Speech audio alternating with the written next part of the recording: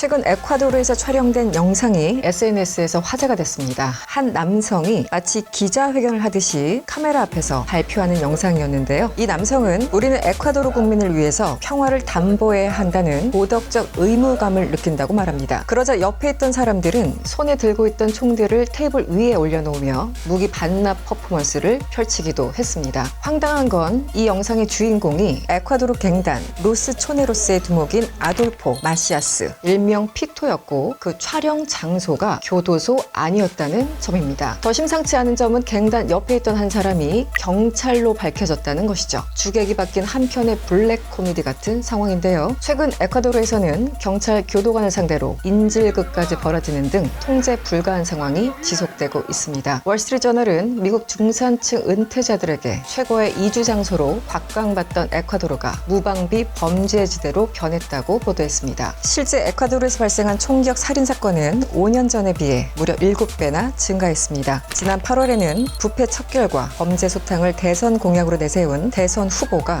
현장에서 피살되는 사건까지 벌어졌습니다. 그렇다면 에콰도르는 왜 이런 범죄의 도시가 되어버린 걸까요? 안녕하세요. 저는 이승원이고요. 오늘은 에콰도르에 대해서 조금 더 가까이 들여다보겠습니다.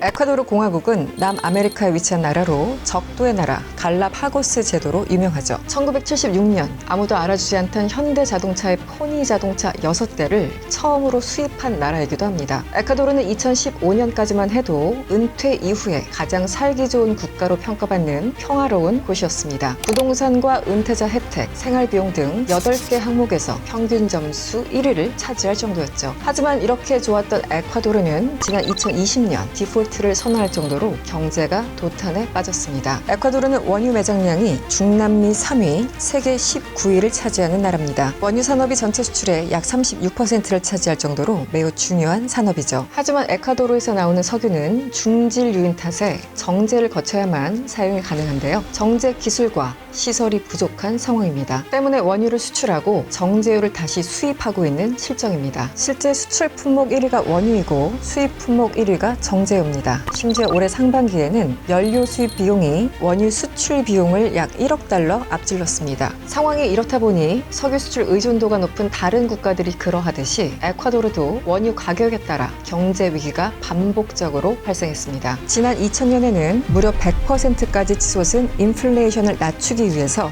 미국 달러를 공식 통화로 도입했고 물가를 성공적으로 낮추기도 했습니다. 하지만 2008년에 글로벌 금융위기로 결국 디폴트를 선언한 바 있죠. 그 이후에 채무 재조정과 외국 투자 유치 등을 통해 경제를 점진적으로 회복시켰습니다. 그러나 2014년부터 시작된 유가 하락세와 2016년 지진 그리고 미흡한 경제 정책 등으로 인해 2019년 에콰도르는 또다시 IMF 구제 금융을 신청합니다. 그리고 다음 해인 2020년 팬데믹으로 인해 경제가 침체되자 결국 디폴트를 선언했죠.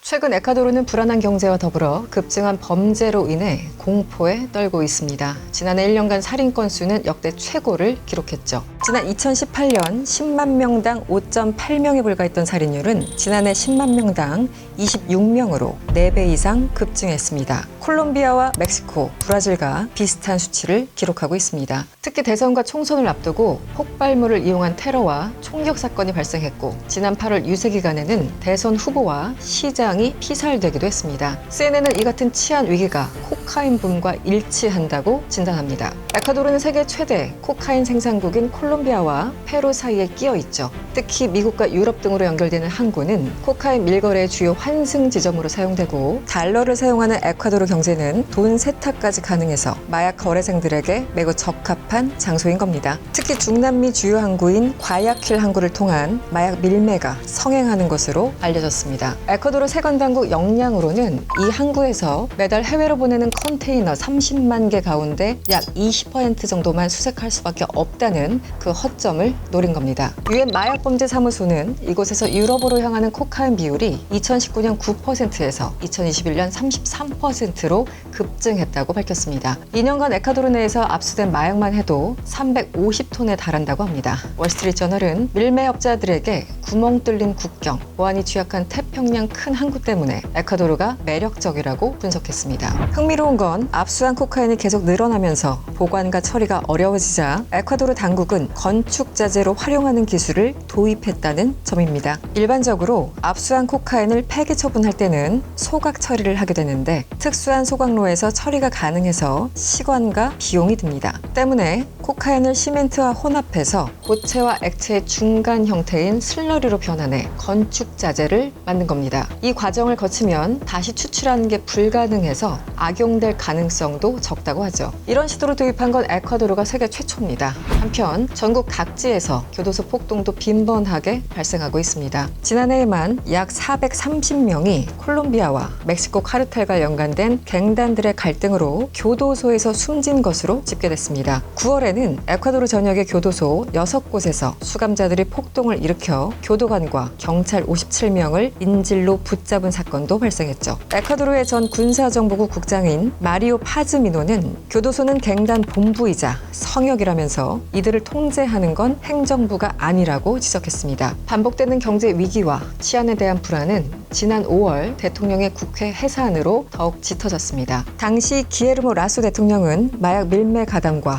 고위 공직자들의 횡령에 가담했거나 묵인했다는 각종 의혹 등으로 탄핵 위기에 몰렸었는데요. 자신의 모든 의혹을 전면 부인하던 라소 대통령은 결국 국회 해산권을 행사하게 된 겁니다. 이 권한은 현지에서 이른바 동반 자살이라고 불립니다. 대통령 자녀 임기를 포기하면서 국회를 해산하고 대통령 선거와 국회의원 선거 실시를 함께 요구할 수 있다는 게 골자입니다. 이러한 조치로 탄핵 절차는 결국 종료됐습니다. 결국 조기 대선과 총선이 치러지게 됐고 전국 혼란이 심해지면서 사회 혼란이 가중돼 왔습니다. 그리고 마침내 10월 15일 다니엘 노보아 후보가 대통령으로 당선됩니다. 35세 최연소 대통령이 된 노보아 당선인은 정치적으로 무명에 가까운데요. 부정부패와 빈곤, 폭력과 범죄가 만연한 에콰도르의 유권자들이 정치 경험이 적은 신예 정치인에게 새로운 변화를 기대한 것으로 평가됩니다. 경제와 치안 불안 등으로 전국 경랑에 빠진 에콰도르. 노보아 당선인은 라소 대통령의 자녀 임기를 채워서 2025년 5월까지 약 17개월을 재임하게 되는데요. 국민 4분의 1이 빈곤에 시달리는 심각한 상황, 그리고 대선 후보와 시장까지 암살될 정도의 불안한 치안 상황을 짧은 시간 안에 해결해야 하는데요. 새로운 정부는 에콰도르를 다시 평화로운 은퇴자의 나라로 돌려놓을 수 있을까요? 월드 클로즈업 이승원이었습니다.